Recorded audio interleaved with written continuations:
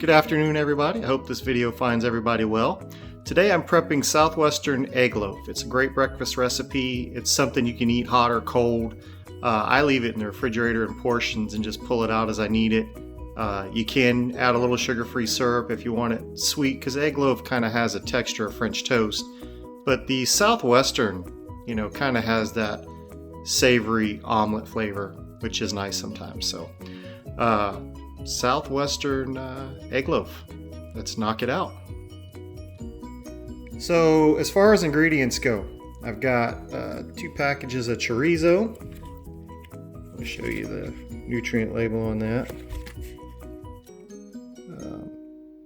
So really low on carbohydrate. We're going to chop that up into little tiny pieces.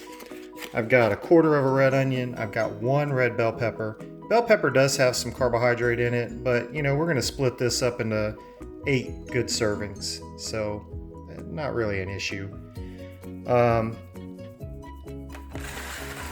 Nellie's range-free eggs. I just like their eggs, but any eggs, honestly, I don't think there's a difference nutritionally. I use 1 stick of butter, 1 package of cream cheese. The ratio for this recipe is 1 egg per ounce of cream cheese per ounce of butter. So we're going to do 8 ounces of cream cheese, 8 ounces of butter. We'll do 8 eggs.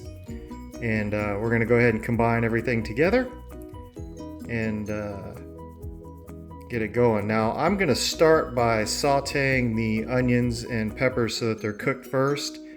And then we're going to blend the eggs and cream cheese, and then we're going to kind of add everything together so that it all comes together and bake it off. So let me get set up over here and we'll show you how we cook these onions and peppers. Okay, so I've got my cast iron skillet heating up here. I'm going to start with a little bit of olive oil. You could use butter, you can use coconut oil. Olive oil does have a little bit of a flavor to it, but I think it's good for this.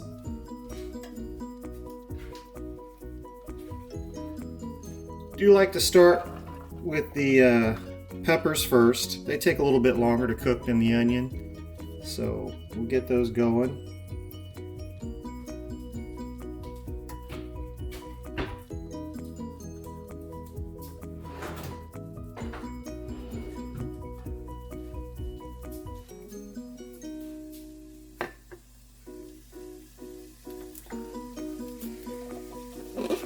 And we're going to add just a little smidge of salt. That helps draw out some of the moisture and just gets the texture a little nicer. So we'll let these go for a few minutes, and then I'll add the red onion in. We'll cook that down, and then we'll go from there. Alright, now that we've got some good color on the red pepper, I'm going to go ahead and add in the red onion.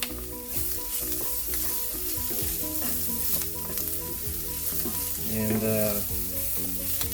we'll let that cook for a little while till the onion kind of gets translucent. I did turn the temperature down just a hair after the peppers so that the you kind of want the onion to sweat, not necessarily fry. So turn the temperature down a little bit, and then we just let this cook.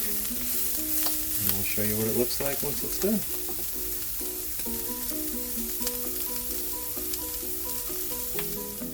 Now, a nice little touch at the end of this, I like to add just a splash of just some white wine vinegar. And that kind of adds a nice little acid flavor. And it kind of deglazes your pan a little bit. And it just gives that, Southwestern flavor. Now I did cut up my chorizo. I did that off camera. I wore gloves because chorizo's got a lot of paprika in it. It will turn your fingers as red as can be. So if you have gloves, use them. I'm going to add the chorizo to this, not to cook it, but just so that all the ingredients here are combined, so that when we mix it in the final egg loaf, nothing's separated out. We don't have chunks of anything.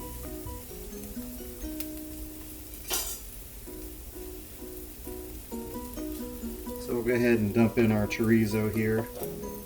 See that beautiful red color.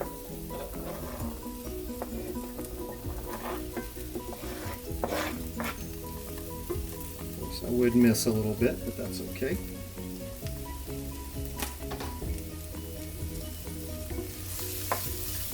Then we're just going to stir to combine, and then we'll start mixing our egg ingredients.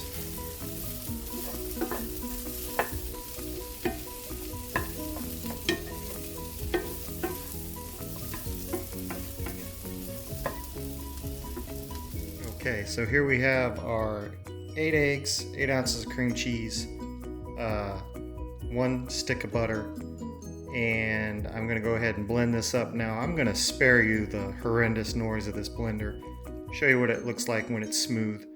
I do have a little casserole dish, and I will show you what it looks like here when we get everything combined. So I'm going to go ahead and blend this up off camera, and we'll be right back. Okay, so now we're all blended. I did at the very end go back and add 1 teaspoon of aluminum-free baking powder. That's just going to give it a little bit nicer fluff. Not entirely necessary, but I think it does make a difference in terms of texture. And then I'm just going to take this and pour it right over here. And then we're going to throw this into a 350-degree oven until the eggs are set. Now that usually takes anywhere from half an hour to 45 minutes. Now I am fortunate I have a convection oven, so it goes a little bit faster than mine. But you basically take it and test it like you would a cake. When a knife comes out clean in the middle, it's done. There are a million variations of this recipe, and sometimes it's nice to do this without any of these fillings. Just do the eggs and cream cheese and butter, and add a little bit of sweetener, and I do pumpkin spice and cinnamon, and make it just like French toast. Basically a couple tablespoons of pumpkin spice, eggs, cream cheese, and you got yourself a pumpkin spice egg loaf that is out of this world.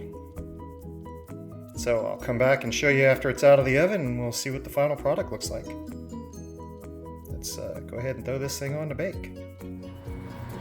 So you'll forgive the terribly dirty oven, but if you see here, it's been a solid half an hour, and just go ahead and stick the knife in, and it comes out pretty clean. I would call that pretty much done.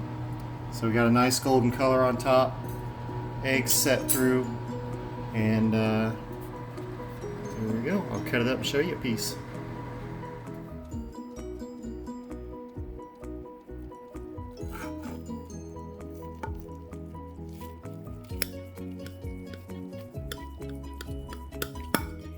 And I like to portion this up, so we'll cut it in half, cut it in half again,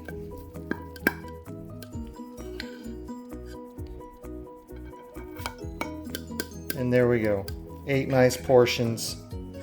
And I think portion control is key when you're doing this kind of diet. You know, you don't want to be overeating. You know, the way the diet works is the fat makes you full and you eat less. So, you know, I think controlling your portions, controlling how much you're taking in is essential in getting good results with this diet. So 8 portions of Southwestern Egg Loaf. We're going to package this up in glass containers, and it's ready to feed us for the whole week. Hope you all stay blessed. Stay safe, love your family, love every minute, live it while you're in it. It's a blessing to be able to cook good food, have good nutrition.